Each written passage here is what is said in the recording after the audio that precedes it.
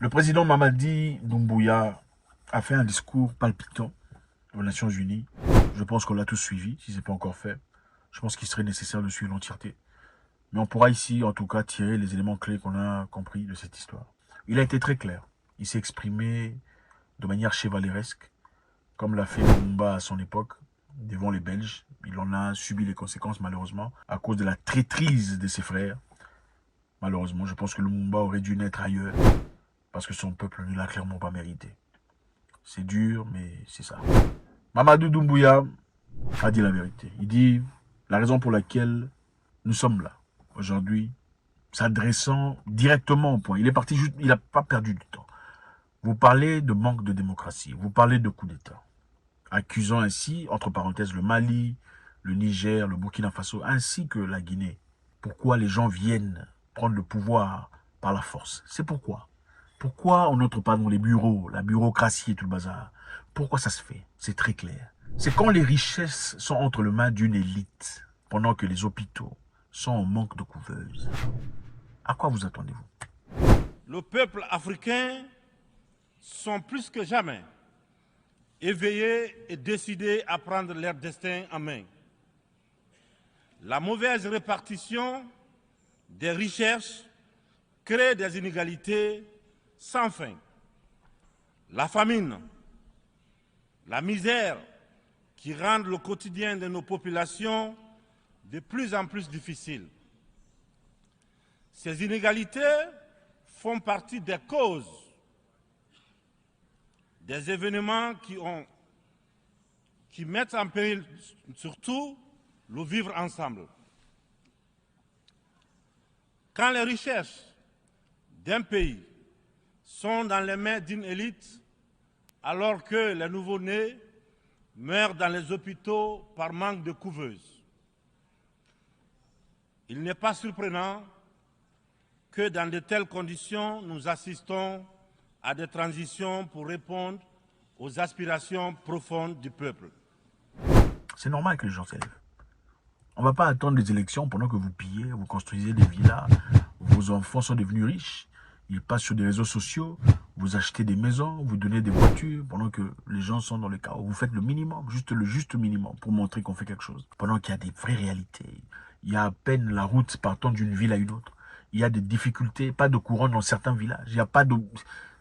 Comment voulez-vous que les gens restent entre eux? Ce n'est pas possible. Les gens vont s'élever. Quand il y a l'injustice entre telle population ou d'autres, où vous ségréguez, vous séparez les gens vont s'élever, ils vont se fâcher. Ça ne sera pas de la bureaucratie, on n'attendra pas les élections. Mamadi Doumbouya de la Guinée a encore dit que le modèle de gouvernance qui nous a été imposé n'est pas efficace. Parlons ici de la démocratie. L'Afrique souffre, mesdames et messieurs. Elle souffre d'un modèle de gouvernance qui lui a été imposé. Un modèle certes bon et efficace pour l'Occident, qu'il a conçu au fil de son histoire, mais qui a du mal à passer et à s'adapter à notre réalité, à nos coutumes, à notre environnement. Hélas, j'aimerais dire que la grève n'a pas pris. Je sais que lorsque je dis cela, tout de suite, ils sont nombreux à se dire encore un bidas qui veut tordre le cou à la démocratie. Encore un soldat qui veut imposer sa dictature. Cependant, de façon très claire, sans hypocrisie, sans faux semblant, les jeux dans les jeux. Nous sommes tous conscients que ce modèle de démocratie que vous nous avez si insidieusement et savamment imposé après le sommet de la Baule en France, presque de façon religieuse, il ne marche pas. La démocratie n'est pas naturellement africaine. Okay, la démocratie nous a été importée. Les Africains vivaient depuis très longtemps avec leur système autochtone, endogène, des systèmes qui fonctionnaient. D'accord, ça n'était pas la démocratie. Même dans l'ère contemporain, Kadhafi n'a pas vécu dans une certaine démocratie, mais la Libye n'était pas pauvre non plus. En Libye, les gens vivaient très bien, je le répète tout le temps. Il n'était pas démocrate. Donc la démocratie n'est pas le seul système qui fonctionne. Et ça ne fonctionne pas chez les Africains. Clairement, ça ne fonctionne pas. Parce que les élections sont pas efficaces, les élections ne sont pas transparentes. En tout cas, c'est quel pays qui ne se plaint pas? Il dit le modèle de gouvernance qui nous a été imposé est peut-être efficace en Europe, mais pas ici chez nous. Ce modèle s'est mal adapté à notre environnement. Il faut le revoir. Et aussi en parlant de démocratie, quand les gens sont démocratiquement élus, qu'est-ce qui se passe finalement? Ils reçoivent des injonctions venant des pays étrangers. Ils reçoivent des recommandations sur comment traiter la population, comment gérer l'économie, comment dépenser ce qu'il y a à dépenser, comment gérer les richesses, n'est-ce pas? Et ces injonctions et recommandations, entre parenthèses, généralement sont pour les intérêts des pays étrangers, pas pour la population locale. La docilité a cédé aux recommandations et aux injonctions de grandes puissances. Ce modèle a surtout contribué à entretenir un système d'exploitation et de pillage de nos ressources par les autres. Et une corruption très active de nos élites, des leaders nationaux, à qui on a souvent accordé des certificats de démocrates. Et en fonction de leur docilité ou de leur aptitude à brader les ressources et les biens de leur peuple, ou encore de leur facilité à céder aux pseudo-recommandations et injonctions des grandes puissances.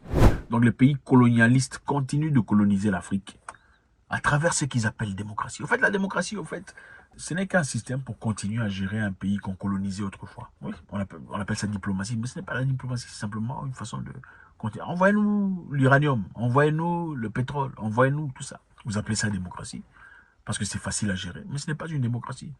Il dit on nous fait signer des contrats léonins. C'est quoi un contrat léonin? Un contrat léonin ou une clause dit léonine lorsqu'il crée un déséquilibre absolu entre les parties. C'est-à-dire l'exemple, le cas lorsque l'une des parties au contrat supporte tous les inconvénients tandis que l'autre tous les avantages. Les clauses sont strictement interdites. C'est-à-dire un contrat évidemment est léonin quand quelqu'un profite pendant que l'autre ne profite pas. Ce sont les mêmes qui confessent la démocratie, la transparence, qui dénoncent la mauvaise gouvernance et la corruption, qui dictent les règles. C'est eux qui en offrent très discrètement et sournoisement redoublent de pression pour nous faire céder notre patrimoine dans des contrats léonins. Il a aussi dit que la CEDEAO doit arrêter des bêtises. Okay? Je pense que c'est ce qu'il voulait dire, arrêter des bêtises, mais il a été poli. Le Sahel traverse l'une des histoires les plus graves de sa très vieille histoire. Mais elle a les ressorts nécessaires pour y faire face.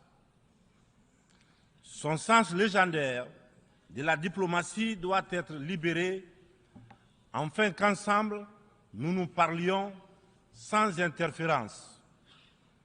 C'est pourquoi, et pour cela, que la CEDEAO, dont la vocation était économique, doit cesser de se mêler de la politique et privilégier le dialogue. Il a rappelé à tout le monde que la population africaine était encore jeune. Ces Africains d'aujourd'hui n'étaient pas présents pendant la guerre froide entre les États-Unis et la Russie.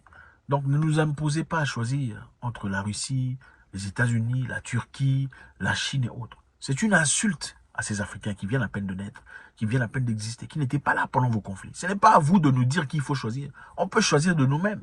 Nous, Africains, nous sommes fatigués, épuisés des catégorisations dans lesquelles les uns et les autres veulent nous mener et surtout veulent nous cantonner. La population de l'Afrique est jeune. Elle n'a pas connu la guerre froide. Elle n'a pas connu la guerre et les guerres idéologiques qui ont façonné le monde pendant les 70 dernières années.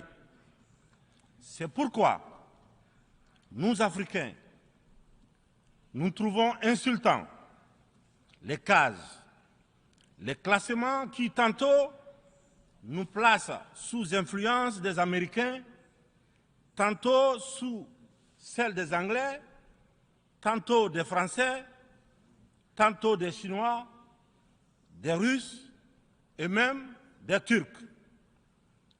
Nous ne sommes ni pro, ni anti-américains, ni pro, ni anti-chinois, ni pro, ni anti-français, ni pro, ni anti-russe, ni pro, ni anti-turc.